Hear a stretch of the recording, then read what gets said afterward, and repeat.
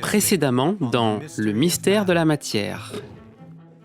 Il réalisait que quelque chose de fondamentalement différent se passait. Cet air est en quelque sorte un super air. Comment pouvais-je expliquer cela? Ce sujet est destiné à apporter une révolution en physique et en chimie. La découverte de l'oxygène a servi de déclencheur pour une course mondiale dans la découverte de ces nouveaux éléments. Davy avait trouvé un nouvel outil puissant pour la découverte de nouveaux éléments, la batterie. Rien n'encourage autant l'avancée de la connaissance qu'un nouvel instrument.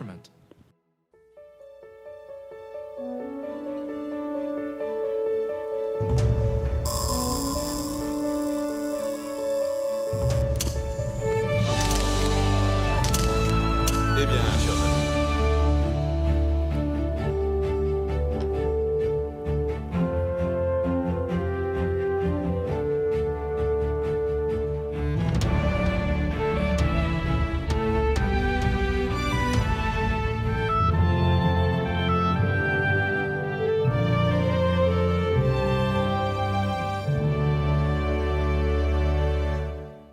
La plupart de l'argent récolté pour le mystère de la matière, la recherche des éléments, a été fourni par la Fondation nationale pour la science, où les découvertes ont commencé. L'argent supplémentaire récolté provient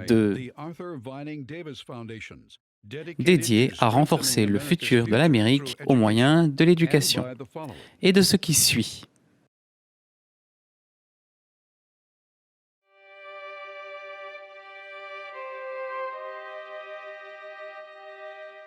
Un des tours de magie dans la boîte à outils du chimiste est appelé le test à la flamme. Il y a plus de 1000 ans, les alchimistes arabes découvrirent que chaque substance avait une couleur caractéristique quand elle brûlait.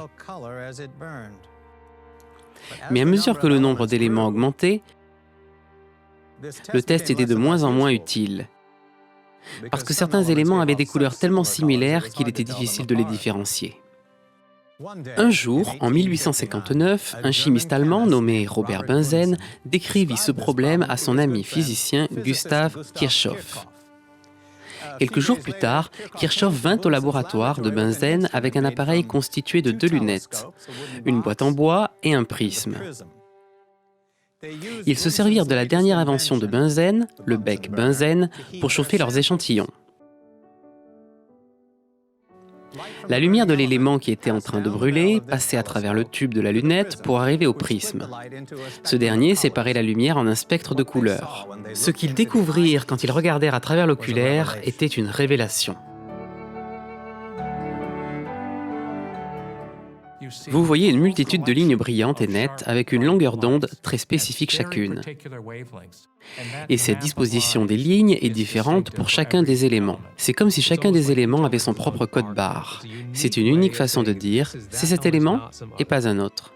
Tout comme la batterie de Humphrey Davy, le spectroscope donna un coup d'envoi à une nouvelle époque dans la découverte des éléments, en commençant par le césium et le rubidium, découverts par Bunsen et Kirchhoff eux-mêmes, rapidement suivis par le thallium et l'indium, découverts par d'autres chimistes qui s'emparèrent donc de ce nouvel outil. Les astronomes aussi s'emparèrent de cette nouvelle technologie, en dirigeant le spectroscope vers le ciel. En réalité, il y a un élément que l'on trouva en premier en regardant vers le Soleil et qu'on ne savait pas être présent sur Terre, c'était l'hélium.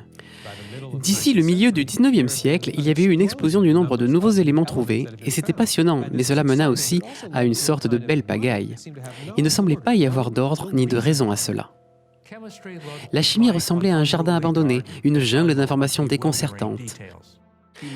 Les êtres humains aiment rendre les choses simples, et l'une des raisons d'être du monde scientifique est d'apporter de l'ordre dans ce qui semble être le chaos, de rendre simple ce qui est complexe. Mais le nombre toujours grandissant d'éléments trouvés, au nombre de 63 à cette époque, annonçait aux chimistes tout sauf de la simplicité. Cela promettait plutôt toujours plus de variété, sans en voir la fin. Combien y avait-il d'éléments? Est-ce que ça allait continuer pour toujours? La personne qui allait enfin apporter de l'ordre aux éléments était un jeune professeur de chimie russe nommé Dmitri Mendeleïev. Il ne cherchait pas à être un sauveur, il était simplement en train d'organiser le carnet qu'il écrivait. Mais pendant qu'il essayait de venir à bout de ce problème, un week-end de 1869, Mendeleïev allait faire une découverte qui allait marquer des générations. le tableau périodique des éléments. De nos jours, il est accroché dans toutes les salles de classe dans le monde. C'est une des images les plus familières de la science. Mais derrière cette image se tient une fascinante histoire jamais racontée. Qui était cet homme et comment l'avait-il fait? Mendeleïev avait été récemment nommé comme professeur à l'université de Saint-Pétersbourg, une véritable institution de la capitale impériale russe de l'époque. Mais y aller avait été un improbable voyage vis-à-vis de ses modestes origines. Mendeleïev est né à Tobolsk en Sibérie, ce qui est en gros en plein milieu de la Russie. Si vous regardez ça sur une carte, c'est au milieu de nulle part, dans la Russie impériale. Son père, le directeur du lycée local, est devenu aveugle l'année de la naissance de Dimitri, laissant la mère de Dimitri venir en aide et élever seule environ 12 enfants. Maria Mendeleïev consentit quelque chose de spécial chez son plus jeune fils. Alors, en 1849, elle se mit en route avec son fils de 15 ans pour un voyage de 2500 km afin de trouver une école qui l'accepterait.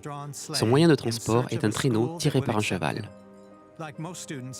Comme la plupart des étudiants des provinces, Dimitri était dirigé vers Moscou, mais il trouva une place à Saint-Pétersbourg, dans l'école de formation des professeurs où son père était allé.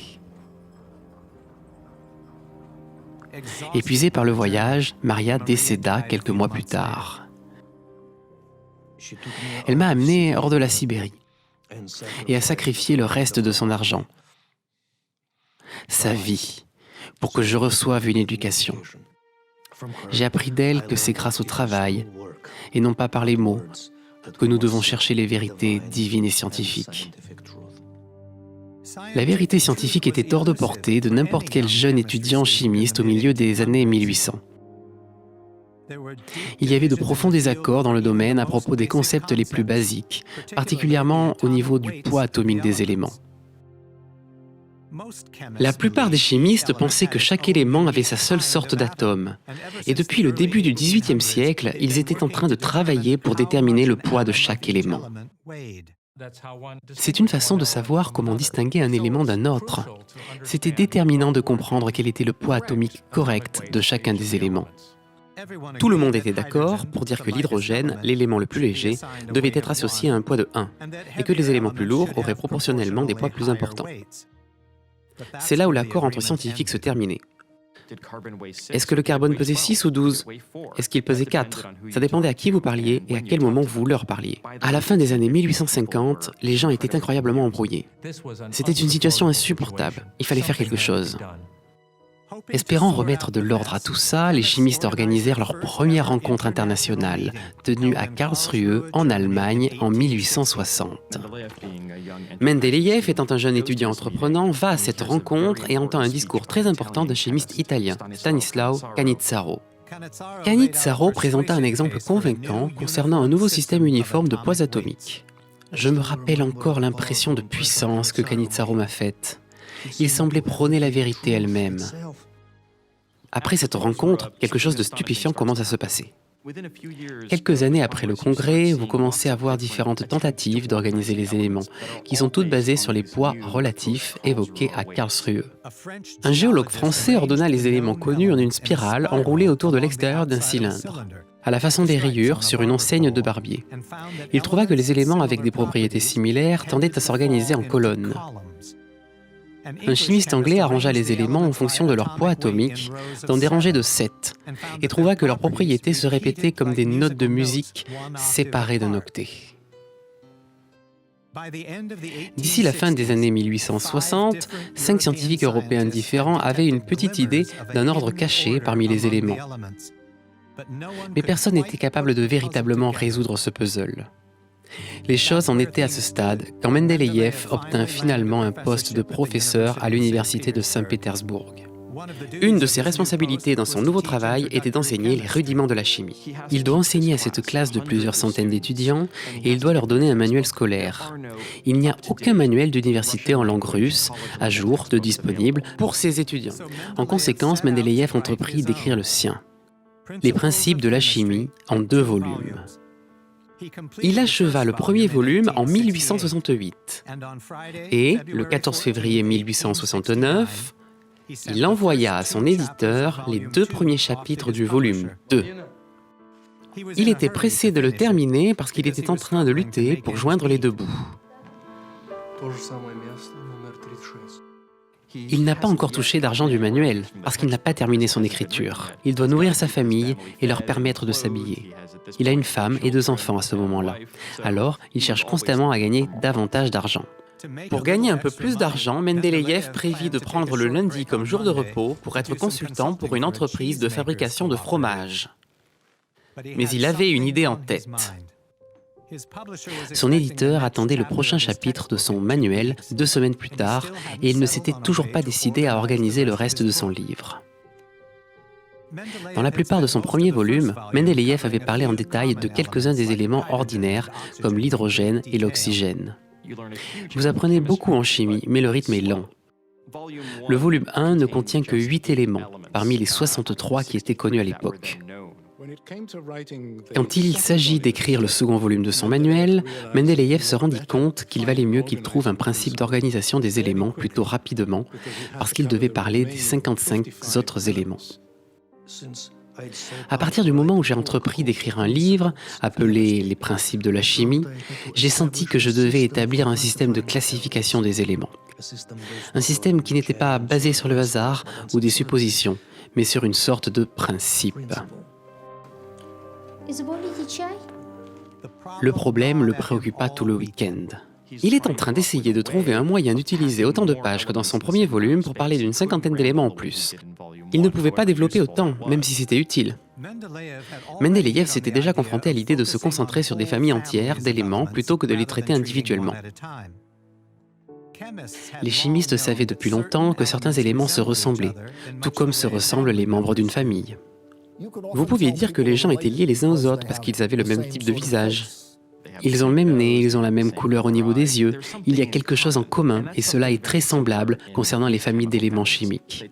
Ils ont tendance à réagir avec les mêmes types de substances. Mendeleïev avait terminé le volume 1 avec 2 chapitres à propos d'une famille très connue, les halogènes, composés des éléments chlore, fluor, brome et iode. Il commença le volume 2 de la même façon avec des chapitres sur le sodium, potassium et le lithium, une famille appelée les métaux alcalins. Il se rendit compte qu'une famille d'éléments est une bonne façon d'organiser les choses, ainsi vous pouvez faire plus avec moins d'espace. Le problème était qu'il n'y avait pas de famille évidente sur lesquelles se tourner par la suite. Pour se donner un indice des éléments qui pourraient être groupés ensemble, Mendeleïev regarda de plus près les 2 familles qu'il avait déjà. Et de cette façon, il remarqua quelque chose plutôt extraordinaire à propos des éléments. Il regarde le poids atomique du lithium et du sodium. Il s'intéresse à la différence entre eux. Et ensuite, il fait la même chose avec le fluor et le chlore. Il remarque que ces 2 différences sont très proches l'une de l'autre. Était-ce juste une coïncidence ou un indice ? Enthousiaste, Mendeleïev écrivit les éléments les plus légers ainsi que le poids atomique de chacun. Après 7 éléments, il s'arrêta et continua à écrire au-dessous, tout en gardant sur une même colonne les éléments qui avaient des propriétés chimiques semblables. Le motif numérique continuait à être valable. L'œil est immédiatement attiré par une suite logique, une variation régulière du poids des éléments selon les lignes et les colonnes. Il remarque qu'il y a une régularité dans les différences de poids. Autrement dit, les changements qui arrivent à l'intérieur d'une famille arrivent de manière régulière d'une famille à l'autre. Et c'est l'indice fondamental qui l'amène à penser comment organiser tous les autres éléments. Mendeleïev avait commencé le week-end en essayant de résoudre le problème de ce qu'il allait bien écrire à la suite de son livre. Mais à la suite de ce moment de révélation, il laissa tout tomber et déversa toute son énergie pour révéler un principe absolument fondamental de la nature. Quand il avait une idée, il ne pouvait plus s'en défaire. Il commence à mettre en place cette organisation. Il essaie de résoudre les points durs, les choses qui ne paraissent pas avoir du sens. Je peux peut-être enlever cet élément et le remplacer par celui-ci. Devrais-je changer le poids atomique ? Dois-je reconsidérer leurs propriétés ? Les questions que soulève ce puzzle intellectuel se sont simplement emparées de lui. Le défi auquel se confrontait Mendeleïev était semblable à l'une de ses distractions préférées. Le jeu de cartes appelé Patience, dont le but est de disposer correctement les cartes par couleur et valeur. Ce processus de garder plusieurs variables en tête est en quelque sorte analogue à la façon dont Mendeleïev réfléchissait. Il commença en considérant à la fois l'augmentation progressive du poids atomique et les liens qu'ils avaient entre eux au niveau des propriétés chimiques dans le but de construire un tableau en 2 dimensions. Mendeleïev ne s'est pas contenté de disposer les éléments connus par ordre croissant de poids atomique. Quand l'élément suivant ne semble pas avoir les propriétés qu'il est supposé avoir, il passe au suivant et laisse un blanc. Il a l'audace de suggérer qu'il y aura un jour un élément qui occuperait cette place libre. Les quelques brouillons qui restent de la lutte intellectuelle de Mendeleïev ce week-end-là révèlent qu'il a quelquefois disposé les familles chimiques en ligne plutôt qu'en colonne. Mécontent de cette ancienne tentative de construction d'un tableau, il bougea la famille des alcalins plus bas dans son brouillon suivant, mais il garda ensemble les éléments de cette famille. Mendeleïev ne bouge pas individuellement les éléments, mais il les bouge en blocs, c'est-à-dire comme des morceaux préassemblés dans un puzzle.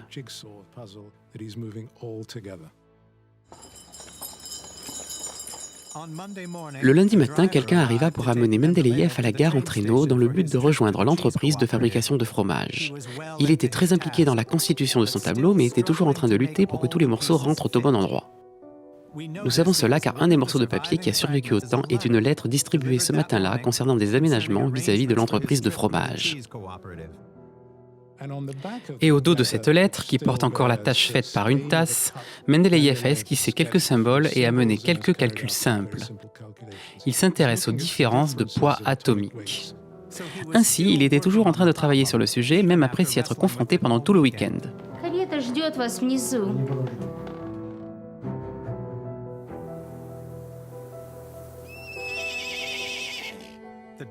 Les brouillons du tableau de Mendeleïev montrent de toute évidence le combat qu'il menait. À l'arrière de la page, il donne la liste des éléments à ranger. Pendant qu'il remplit le tableau sur cette page, il raye les éléments. De la même façon que vous et moi le feriez. On peut voir les efforts réalisés sur cette page. Il fait des erreurs, il les corrige, c'est plein de rayures, de choses qui ne correspondent pas exactement. Il s'agit d'un être humain qui essaie de comprendre le monde dans lequel il vit.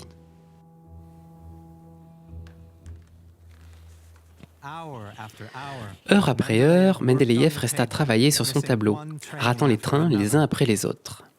Finalement, il renvoya la personne qui l'attendait avec son traîneau. Les fabricants de fromage allaient attendre.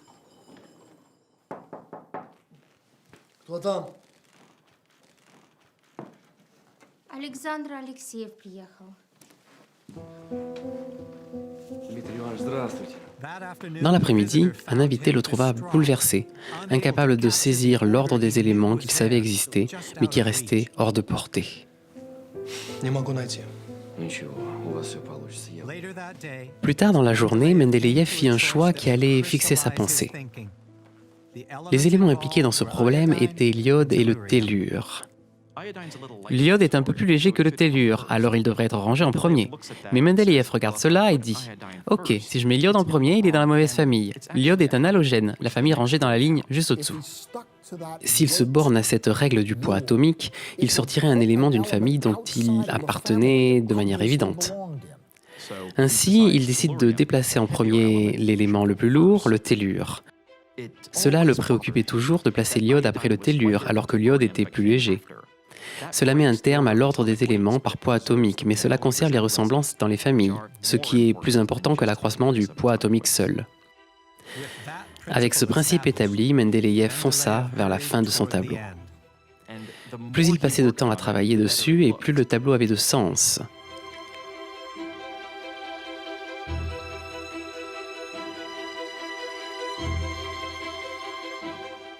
Finalement, ce soir-là, Mendeleïev termina son tableau. Avant son départ le jour suivant, il commanda 200 impressions et les envoya aux principaux chimistes européens. Avant de partir pour l'entreprise de fromage, Mendeleïev savait qu'il était sur une affaire extrêmement importante. Je pense qu'il se rendit compte ce jour-là qu'il avait résolu ce mystère. Avec quelques modifications que Mendeleïev fit peu après, son brouillon de 1869 s'identifie facilement comme le tableau périodique des éléments. Incomplet, mais sans ambiguïté. Dans le tableau qu'il publia, Mendeleïev laissa des espaces pour les éléments qu'il pensait manquer. Il ne laissa pas seulement des espaces, mais il suggéra aussi un poids atomique approximatif pour ce futur élément. Et le fait que Mendeleïev est déjà en train de réfléchir de cette façon, dès ce premier week-end, c'est le signe comme quoi il pense qu'il y a quelque chose de plus profond ici. Mendeleïev était convaincu que son tableau était plus qu'une façon pratique de ranger les éléments. Il était convaincu qu'il avait découvert une loi de la nature, que les propriétés des éléments étaient déterminées par leur poids atomique, et surtout par un motif régulier et périodique du début à la fin du tableau. C'est périodique parce que les propriétés des éléments se répètent de manière régulière. Quand vous passez d'une route à l'autre et que vous revenez où vous étiez, les éléments dans la même colonne ont des propriétés semblables. Il avait un sentiment presque mystique que c'était comme ça dans la nature et que ce n'était pas vraiment une invention de l'être humain, comme une découverte. Étant donné l'incroyable régularité de son tableau, Mendeleïev ne se résolvait pas à croire que la nature ait pu laisser des espaces libres. Les lois de la nature n'autorisent aucune exception. Il doit y avoir un élément que l'on n'a pas encore découvert. Allons le découvrir. Et il était assez téméraire pour dire que non seulement un élément manquait, mais aussi de prédire que... La loi périodique ne nous permet pas seulement de prédire quel nouvel élément va être trouvé, mais aussi de déterminer à l'avance leurs propriétés chimiques et physiques. En 1871, Mendeleïev publia un article qui faisait des prédictions à propos des 3 éléments manquants, en se basant sur les propriétés de leurs voisins dans le tableau. Les chimistes n'avaient pas l'habitude de faire des prédictions de quelque sorte qu'ils soient, encore moins avec ce degré de spécificité. Ces prédictions sont remarquablement précises, et c'est assez audacieux de la part de Mendeleïev de les publier. 4 ans plus tard, un chimiste français trouva un nouveau métal si mou qu'il fondait dans sa main. Il l'appela le gallium. Ça semblait être un bon endroit pour remplir la case vide sous l'aluminium, mais sa densité ne correspondait pas aux prédictions de Mendeleïev. Il envoya un courrier au Français pour qu'il vérifie ces données. Alors, vous pouvez imaginer ce Français en train de tenir cet élément dans ses mains, écoutant ce Sibérien qui n'a jamais vu l'élément, osant lui dire qu'il avait fait une erreur. Mais sans surprise, quand le Français revérifia ses mesures, Mendeleïev avait raison. Alors, non seulement Mendeleïev avait prédit l'élément, mais connaissait les propriétés de celui-ci mieux que celui qui l'avait découvert ne les connaissait. Pendant 15 ans, les 3 prédictions détaillées sont découvertes et cela propulse Mendeleïev au statut de superstar de la chimie. Je n'ai jamais pensé être vivant pour voir mes idées vérifiées. J'avais tort. Mais, en 1894, 2 scientifiques britanniques firent une découverte qui menaça d'effondrer l'édifice si minutieusement bien construit de Mendeleïev. Ils trouvèrent un nouveau gaz qu'ils nommèrent argon, qui ne semblait pas trouver sa place dans le tableau. Quand Lord Rayleigh et William Ramsay découvrirent l'argon, ça posait un problème, ça remettait en question de manière importante le tableau périodique lui-même. La première réaction de Mendeleïev à propos de tout ce qui était opposé au système était de se montrer hostile et méfiant. Et Mendeleïev, par conséquent, décide que ce n'est pas un élément. Il y a beaucoup de raisons qui mènent à penser cela. Premièrement, ça ne réagit avec rien. Les chimistes ne pouvaient pas s'en servir, c'était inerte. Il ne se comportait comme aucun gaz que l'homme avait jusque-là découvert. Et deuxièmement, il n'a pas de place dans le tableau. Alors comment peut-il exister? Les histoires devinrent pires quand Ramsay annonça qu'il avait aussi isolé l'hélium. 30 ans après avoir été d'abord détecté dans le Soleil, c'était de façon certaine un élément et lui aussi n'avait pas de place dans le tableau. Et juste 3 ans plus tard, le groupe de recherche de William Ramsay découvrit 3 nouveaux gaz rares, le krypton, le xénon et le néon. Ils affichent les mêmes propriétés, ils sont tous des gaz inertes et ils montrent la même augmentation de poids atomique entre eux que celle des éléments des autres familles. Et cela changea la situation radicalement. Ce qui commença comme une unique anomalie, un unique puzzle, ressemblait maintenant à un groupe d'éléments.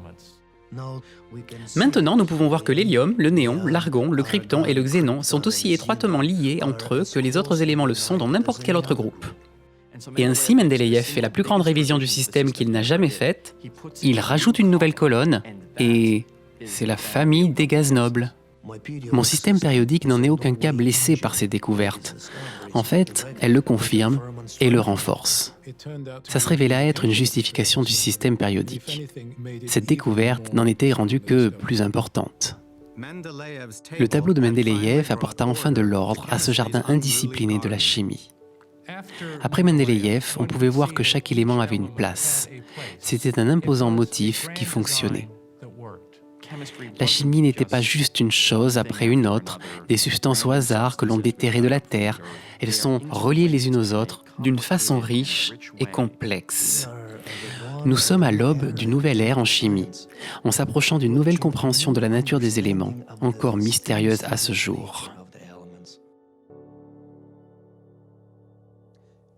Pendant que le 19e siècle touchait à sa fin, la capacité du tableau périodique à rassembler les éléments contribua à un sentiment grandissant comme quoi le travail de la science était à peu près terminé.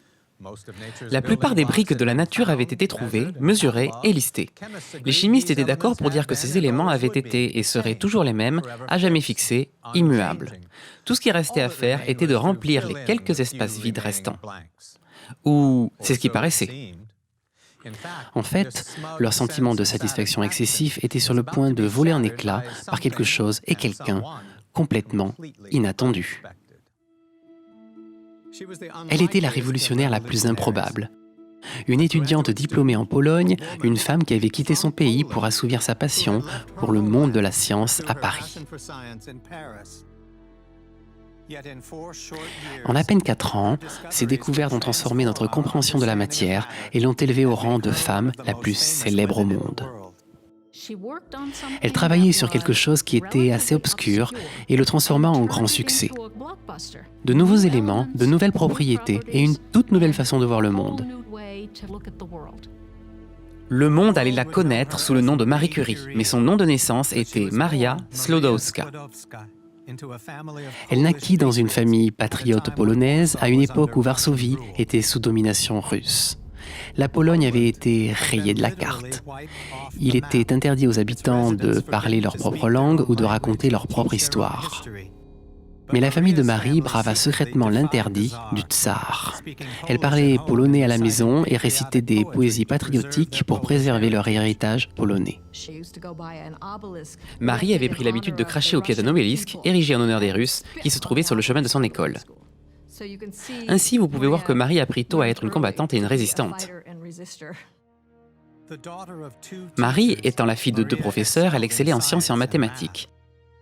Mais dans la Pologne sous domination russe, les femmes n'avaient pas le droit d'aller à l'université, encore moins de devenir scientifiques. Très peu d'endroits en Europe ou ailleurs laissaient la possibilité aux jeunes femmes d'étudier la science. Un des endroits où elles pouvaient effectivement le faire était Paris. Mais à cause du fait que sa famille était trop pauvre pour l'y envoyer, Marie dut d'abord travailler 6 longues années comme gouvernante pour aider financièrement ses sœurs aînées à payer leurs études.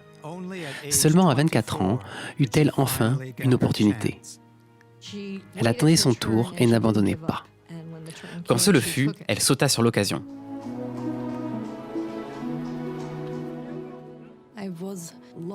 J'étais perdue dans la grande ville.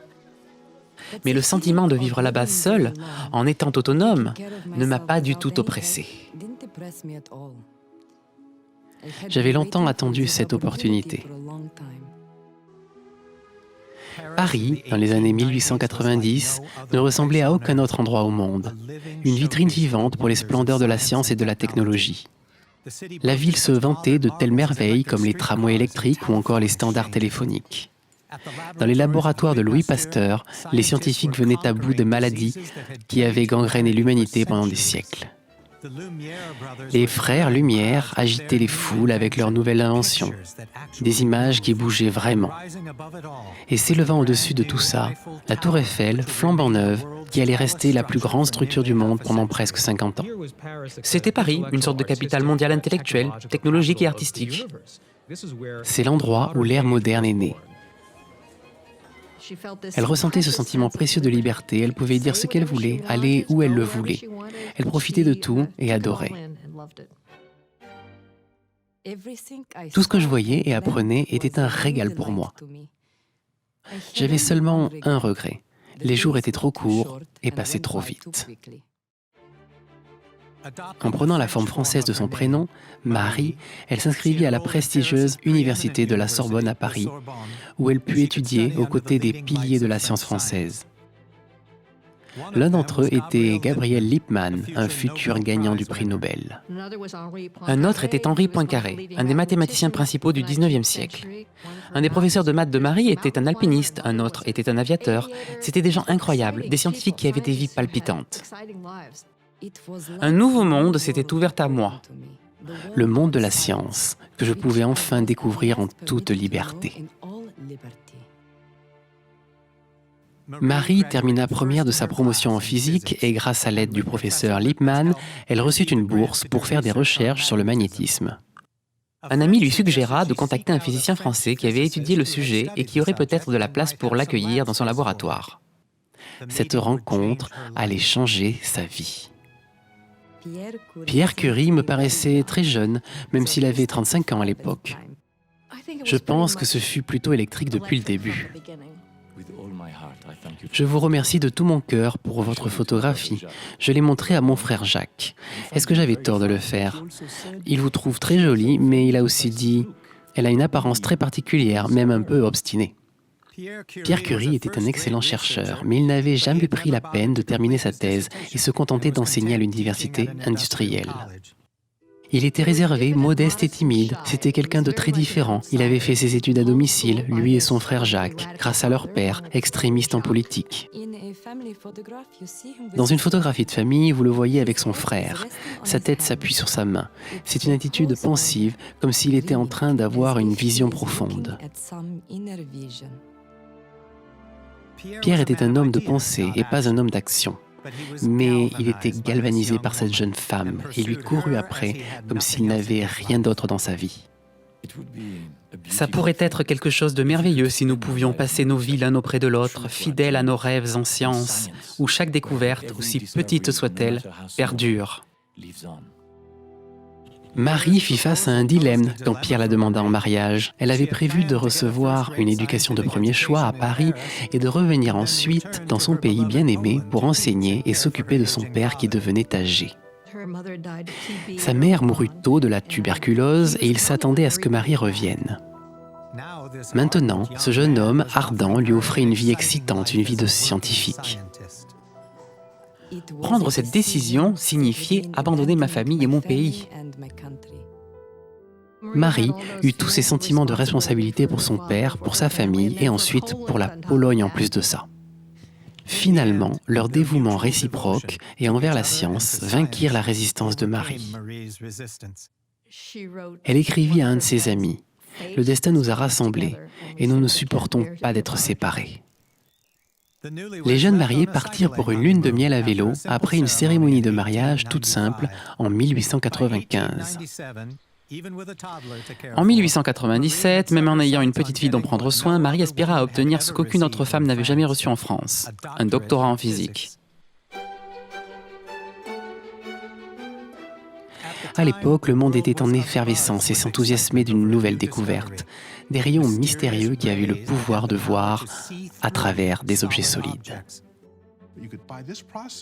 Vous pouviez appliquer ce procédé, voir les os à travers vos mains. C'est comme si vous aviez des lunettes magiques qui vous font voir à l'intérieur des créatures vivantes. Et ça laisse au public libre cours à son imagination. Les médecins virent immédiatement les rayons X comme un inestimable outil de diagnostic. Il y avait aussi un grand flot d'excitation au niveau des scientifiques. Durant la première année après cette découverte, il y eut un millier d'articles scientifiques qui furent publiés, rédigés quand l'ensemble de la communauté de physique ne comptait qu'environ seulement 1000 membres. Mais avec tant d'autres personnes faisant des recherches sur les rayons X, Marie sentit que ce serait difficile d'apporter une contribution originale. Ainsi, elle choisit un sujet de travail où il y avait moins de concurrence. En fait, aucune concurrence.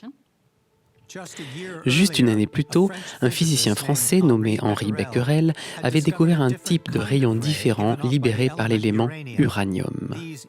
Ces rayons uraniques étaient si puissants qu'ils pénétraient un papier noir épais et créaient une image sur une plaque photographique.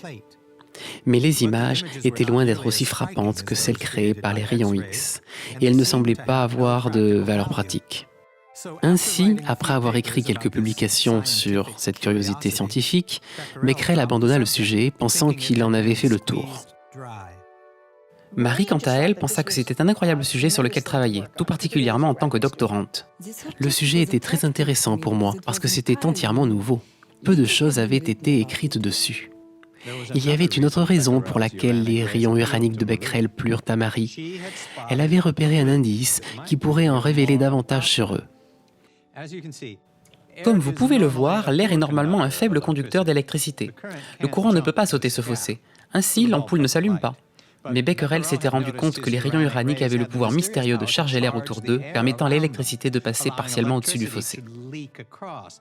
La quantité d'électricité était incroyablement faible, environ 1/1000 de milliardième de l'électricité nécessaire à l'allumage de cette petite ampoule. Aucun compteur de l'époque ne pouvait le mesurer. Mais Marie avait une arme secrète que Becquerel n'avait pas. Directement dans le propre foyer de Marie se trouvait peut-être l'expert mondial pour mesurer de minuscules effets électriques de très faible ampleur. Les deux réunis, Pierre et Marie Curie, créèrent cet instrument plutôt très ingénieux pour mesurer ces effets électriques très délicats dans leurs échantillons. Ils placèrent une fine couche d'uranium sur une plaque de métal et chargèrent ensuite une batterie. Comme prévu, l'électricité fuita légèrement et rejoignit la plaque supérieure. Pour mesurer ce minuscule courant, les Curie allaient utiliser ce deuxième appareil afin de créer une quantité équivalente d'électricité. À l'intérieur de celui-ci se trouvait un cristal très spécial qui générait lui-même sa propre petite charge grâce à un phénomène appelé piézoélectricité. Plus de 20 ans plus tôt, Pierre et son frère Jacques avaient découvert que certains cristaux libéraient de l'électricité sous l'effet d'une pression. La quantité d'électricité, quand vous appuyez ou que vous étirez ce cristal, dépend précisément de la force que vous exercez sur le cristal. Cela signifie que vous avez un moyen de faire des mesures très sensibles de courant électrique très faibles. En plaçant un poids sur le plateau plus bas, Marie étirait le cristal piézoélectrique dans l'appareil. Ensuite, en relâchant doucement la tension, le cristal reprenait petit à petit sa forme de départ. Marie pouvait ainsi générer une charge qui s'annulait exactement avec celle qui provenait de son échantillon d'uranium. Voilà, c'est très bien. Pas trop de lumière. Elle pouvait affirmer que les deux charges étaient égales en intensité quand la tâche de lumière de ce troisième instrument se trouvait à 0 sur l'échelle. Même si ça ne semblait pas très joli, cette sorte d'engin, où il fallait tirer en même temps que mesurer, était incroyablement précis et permettait de faire des mesures comme aucun autre dans le monde. Mais l'utilisation de ces instruments demandait une concentration extraordinaire et de la dextérité.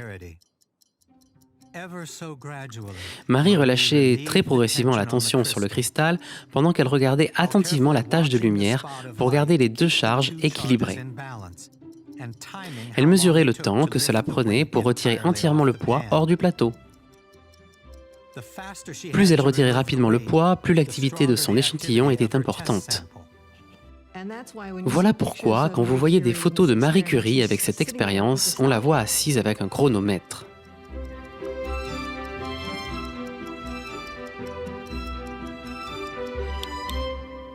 C'est bien.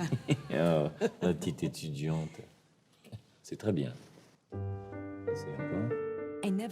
Je n'avais jamais pensé être sur le point de me lancer dans une nouvelle science que Pierre et moi allions suivre pour le reste de nos jours.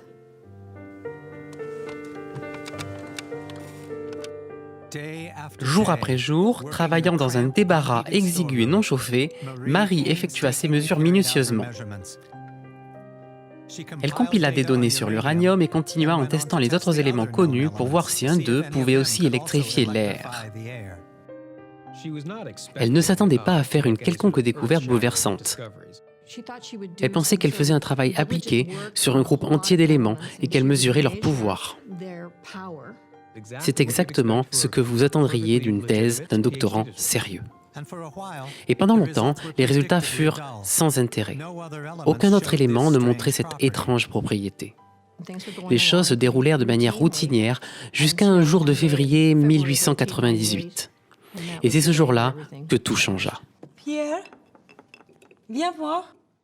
En l'espace d'une seule semaine, Marie fit deux découvertes surprenantes.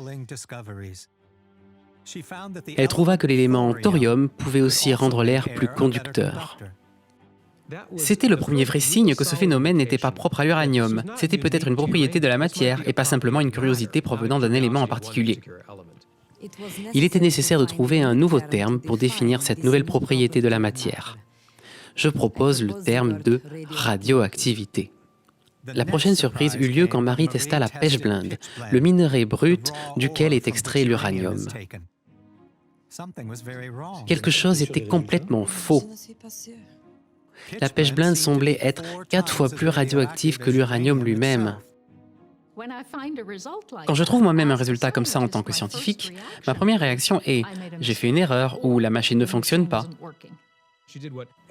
Elle fit ce que ferait tout bon scientifique. Elle douta, elle se montra très sceptique et revérifia chacune des étapes de cet enchaînement. Ainsi, ma mère refit encore les mesures, 10 fois, 20 fois, jusqu'à ce qu'elle soit contrainte d'accepter les résultats.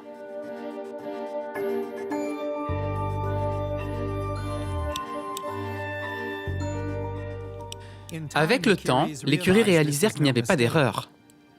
Les relevés de la pechblende étaient justes. Cela leur fit un déclic et ils se dirent « il y a peut-être quelque chose d'autre à l'intérieur ». Ils commencèrent à suspecter très tôt qu'il y avait un autre élément dans la pechblende qui était en train de produire cette énorme radioactivité. Il devait y avoir des nouvelles choses sous le soleil, un nouvel élément qui n'avait jamais été découvert auparavant. Et ça doit être très radioactif, puisque c'était présent dans une si petite quantité que personne ne l'avait jamais détecté. Puisque ni Marie ni Pierre n'étaient membres de l'Académie des sciences, ils demandèrent au tuteur de Marie, Gabriel Lippmann, de distribuer le papier annonçant cette découverte. C'était un des documents les plus importants de l'histoire de la chimie, et c'était à l'époque ignoré partout. Qui était cette Marie Curie ? Elle était doctorante, elle parlait français avec un accent polonais, elle était mariée à un professeur dans une école industrielle, et c'était une femme. Cela vous impacte évidemment négativement. Ainsi, ces idées n'étaient pas adoptées parce qu'elles étaient si différentes. Mais Marie savait qu'elle était sur quelque chose d'important. Elle avait fait cette découverte palpitante, presque par accident. Et dès que Pierre réalisa l'ampleur de cette découverte, il abandonna son travail sur les cristaux et la rejoignit. Pour localiser leur élément mystérieux, Marie et Pierre soumirent la pechblende à une liste de procédures chimiques. Vous cassez votre roche, vous essayez de la dissoudre, vous la soumettez à toutes sortes d'autres produits chimiques. Le but est de séparer le minerai en des portions avec des propriétés chimiques différentes, tout en suivant de près le signal de radioactivité. Ensuite, elle jette tout ce qui n'est pas radioactif. Cela devient de plus en plus concentré au fur et à mesure qu'elle avance dans ces étapes. Les Curie découvrirent que 2 parties distinctes de la pechblende, possédant des propriétés chimiques différentes, étaient tous les 2 radioactifs. Cela voulait dire que pas un, mais 2 nouveaux éléments seraient probablement cachés dans le minerai. D'ici juillet 1898, ils ont été capables d'annoncer avec certitude la découverte de ces substances. Marie, tu vas devoir lui donner un nom. L'ancienne mademoiselle Sklodowska pensa à son pays d'origine sous occupation, dont le vrai nom avait été effacé de la carte du monde. Pourrions-nous l'appeler le polonium ? Rappelez-vous, la Pologne n'était toujours pas un pays, c'était une façon de le placer sur la carte. Eh bien voilà, polonium it is. Marie tourna son attention vers le second élément mystère. Elle trouve une activité qui explose.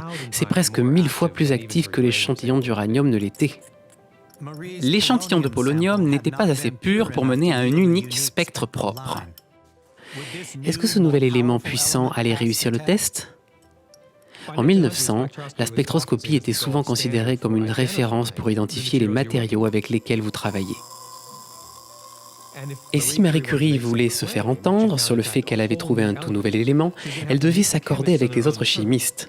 Elle devait en avoir la preuve par la spectroscopie. Regardez ici. Il y a une ligne par ici. L'échantillon de Marie montra la présence de l'élément barium, bien connu, mais cela révéla aussi un motif de ligne spectrale qui n'avait jamais été observé auparavant. Une preuve formelle qu'elle et Pierre avaient trouvé leur élément mystère. Elle pouvait dire qu'elle avait un élément qui n'avait pas été encore vu, parce que les lignes spectrales étaient différentes. Et dans le cahier, Pierre écrivit en gras le nom qu'ils donnèrent à ce nouvel élément, le radium. Mais au XIXe siècle, il y avait eu une multitude de déclarations d'éléments qui apparurent plus tard ne pas être des éléments du tout. Vous deviez faire davantage. Pour remplir les exigences de la communauté en chimie, une ligne spectrale n'était pas suffisante. Ils voulaient voir la substance elle-même, qui pouvait être pesée, mesurée. C'était important, comme vous le feriez avec n'importe quel élément, d'isoler cet élément, de le peser et de le placer dans le tableau périodique. Alors, afin d'être absolument certaine, elle devait obtenir un matériau pur, et c'est ce qu'elle entreprit de faire. C'était ma mère qui n'avait aucune crainte de se jeter dans cette tâche intimidante sans personnel supplémentaire, sans argent, sans équipement. Pour isoler rien qu'un grain de radium, Marie eut à traiter des quantités gigantesques de pêche-blinde. Un travail trop important pour son petit laboratoire. Le seul espace disponible pour ce travail était une vieille cabane remplie de courants d'air, autrefois utilisée comme pièce de dissection pour les étudiants en école de médecine. Comme le montrèrent Greer Garson et Walter Pidgeon dans le film de 1943 Madame Curie, les Curie travaillèrent sans relâche pour séparer le radium de tonnes de résidus de pêche-blinde qu'ils avaient fait venir d'une mine de Bohême, actuellement région de République tchèque. Quelquefois, je devais passer la journée entière à remuer un lourd bâton en fer, presque aussi gros que moi, dans un mélange bouillant. D'ici la fin de la journée, j'allais m'effondrer de fatigue. Et nous avons néanmoins passé les jours les plus heureux de notre vie dans cette misérable vieille cabane. Un domaine complètement nouveau nous ouvrait ses portes. Marie se rendit compte rapidement que le radium constituait une plus petite partie de la pêche-blinde qu'elle n'avait imaginé jusque-là. Moins d'un millionième d'1%. L'isoler allait être un travail énorme. La fille de Marie dit que si ça n'avait été que de la décision de Pierre, il ne serait pas passé à l'étape suivante. Le monde a vécu sans le radium jusqu'à maintenant. Qu'est-ce que ça fait si on ne l'isole pas pendant encore 100 ans? Je ne peux pas abandonner. Il y a une passion spéciale qui va de pair avec la découverte des éléments. Et une ligne dans le spectre n'est pas suffisante. Elle cherchait à comprendre la nature, il y avait peu de choses qui pouvaient l'en empêcher. En 1902, après 4 ans de travail acharné, Marie réussit à isoler 1/100 de gramme de chlorure de radium de 10 tonnes de résidus de pêche-blinde. 4 ans pour produire une sorte de preuve que la science de la chimie exige. Tous ces efforts pour qu'elle puisse convaincre le restant des chimistes que c'était un élément authentique. Elle mesura le poids atomique du radium à 225,9, très proche de la valeur actuelle de 226. Et elle le plaça correctement dans le tableau périodique. Le radium existait officiellement. Les chimistes incrédules, et il y en a encore quelques-uns, ne pouvaient maintenant que s'incliner devant les faits, devant l'obstination surhumaine d'une femme. Ici, elle était encore seulement une doctorante et le monde entier commençait à parler de ses découvertes.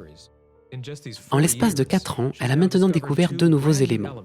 Encore plus important, elle a montré que cette étrange manifestation qu'est la radioactivité est une caractéristique de la matière et qu'elle ne concerne pas uniquement une petite substance bizarre, et elle a aussi développé des techniques assez étonnantes pour trouver davantage.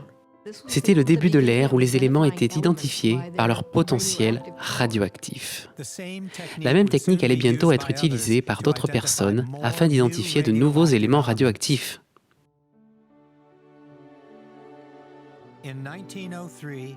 En 1903, Marie Sklodowska-Curie devint la première femme scientifique en France recevant un doctorat. Dès lors, c'était évident, la radioactivité était une découverte scientifique cruciale qui méritait d'être reconnue comme telle. Il n'y avait aucun doute sur le fait que Marie avait fait la plus grande partie de ce travail. Et néanmoins, quand arriva le moment de la récompenser, le mérite faillit revenir à d'autres personnes. Un bon nombre de célèbres scientifiques français désignèrent Pierre Curie et Henri Becquerel pour recevoir le prix Nobel en 1903. Cette lettre ne citait pas du tout Marie Curie, alors même que l'un de ses auteurs était Gabriel Lippmann. C'est assez incroyable quand on pense que Gabriel Lippmann était son professeur, son tuteur. C'était lui qui présenta le tout premier document de Marie à l'Académie. Par conséquent, il savait l'importance qu'elle avait eue dans ce travail et à quel point elle avait été au cœur de ses découvertes. Et pourtant, ce kabbaliste français la laissa de côté. L'idée comme quoi elle pouvait devenir une scientifique importante ne leur venait tout simplement pas à l'esprit. Elle était totalement invisible. Pierre, et on lui doit tout le mérite pour ça, se retourna et dit « Je ne pouvais pas concevoir cette idée. J'aidais dans le travail, mais c'était grâce à quelqu'un d'autre que tout cela fut possible. Et cette personne est Marie Curie. » Pierre était inflexible sur le fait que Marie devait être incluse. Il répondit immédiatement en écrivant et dit « Ne serait-ce pas mieux d'un point de vue artistique que ce soit Marie Curie et moi qui soyons récompensés de ce prix Nobel ?» Finalement, Marie partagea effectivement le prix Nobel avec Pierre et Henri Becquerel. Elle en gagnera un second elle seule. Mais le vrai prix était la substance magique pour laquelle elle allait toujours être connue. Lors de certaines nuits, les Curie s'arrêtaient au laboratoire pour admirer l'élément que Marie appelait « mon enfant ». Ils arrivaient dans la rue Laumont, Pierre mit la clé dans la serrure, la porte grinça, leur permettant d'entrer dans leur monde. F. Curie décrit, dans la biographie de sa mère, l'émerveillement des Curie alors qu'ils rentrèrent dans leur laboratoire une nuit et virent ces fioles briller. On pouvait voir des lueurs de toutes parts, suspendues dans l'obscurité comme de faibles lumières de guirlandes électriques. Te rappelles-tu du jour où tu m'as dit « J'aimerais que le radium ait une belle couleur » ? Le radium avait quelque chose de mieux qu'une belle couleur. C'était naturellement lumineux. Le fait que le radium brille dans l'obscurité paraissait magique, mais c'était aussi très perturbant, parce que ça semblait presque violer une certaine loi fondamentale de la physique. Les scientifiques savaient depuis longtemps que la lumière était un certain type d'énergie. Ainsi, si vous distillez quelque chose et que ça brille soudainement dans l'obscurité, vous avez à vous poser une question. D'où est-ce que cette énergie provient-elle ? Ça ne change pas de forme, ça n'interagit pas avec l'environnement pour en récupérer de l'énergie, mais ça ne fait que briller infiniment. Et nous n'avions aucune idée de pourquoi cela se passait ainsi. C'est Marie qui eut l'éclair de compréhension. Peut-être que certaines matières changeaient de l'une à l'autre, leurs atomes se cassant et libérant de l'énergie pendant le processus. Cette théorie de la provenance de cette énergie est très séduisante. Cela explique très bien la radioactivité. Mais c'était une idée que beaucoup de chimistes refusaient d'admettre. Dites-moi s'il vous plaît, combien y a-t-il de sels de radium sur la Terre entière ? Quelques grammes. Sur cette base très fragile, ils veulent remettre en question notre compréhension de la nature de la matière. Même les Curie étaient réticents à l'idée que ça puisse être ainsi. Les Curie eux-mêmes voulaient se convaincre que les éléments étaient immuables et invariables dans la nature. L'idée comme quoi il pouvait y avoir une transmutation d'un élément à un autre était très perturbante, même pour Marie au début. Mais les découvertes des Curie inspirèrent d'autres personnes dans le monde entier à poursuivre cette théorie audacieuse. L'idée, finalement résumée d'une seule façon commune, était que l'énergie venait en réalité de la désintégration de ces atomes eux-mêmes. La radioactivité était un signe comme quoi l'atome lui-même était instable, qu'il pouvait se séparer en plusieurs morceaux. Cette découverte impliqua quelque chose d'encore plus profond.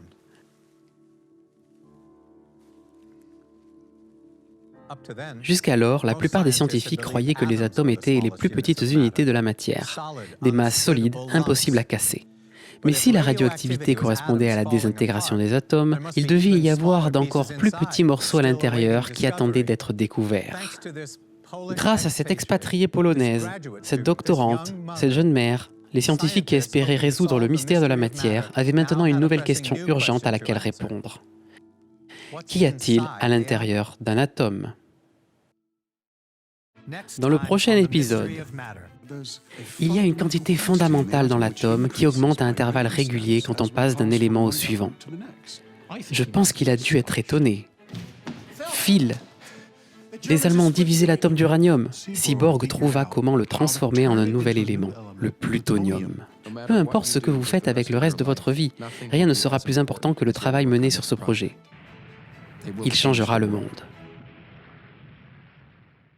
La plupart de l'argent récolté pour le mystère de la matière, la recherche des éléments, a été fourni par la Fondation nationale pour la science, où les découvertes ont commencé. L'argent supplémentaire récolté provient dédié à renforcer le futur de l'Amérique au moyen de l'éducation et de ce qui suit.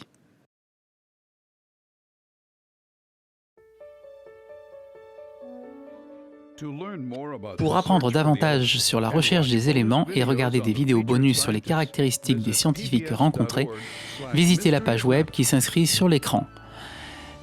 Le mystère de la matière, la recherche des éléments est disponible en DVD.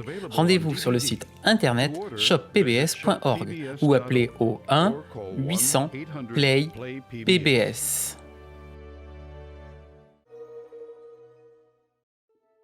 Pour moi, Marie Curie est une histoire de persévérance.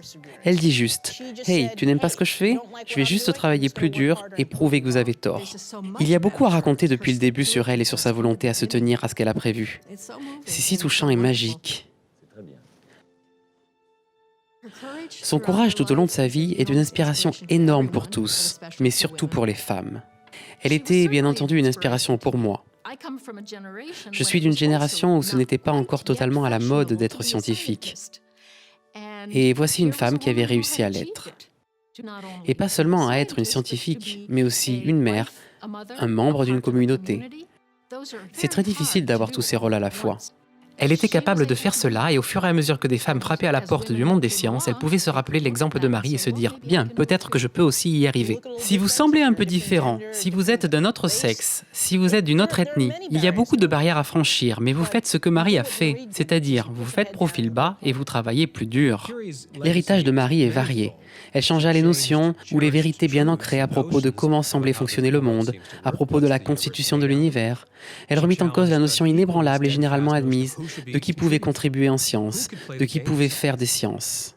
Elle montra par exemple qu'il pouvait y avoir toutes sortes de personnes faisant de la science conséquente et époustouflante, et qu'un grand nombre de personnes pouvaient avoir une influence dans le but de poursuivre le mystère de la matière.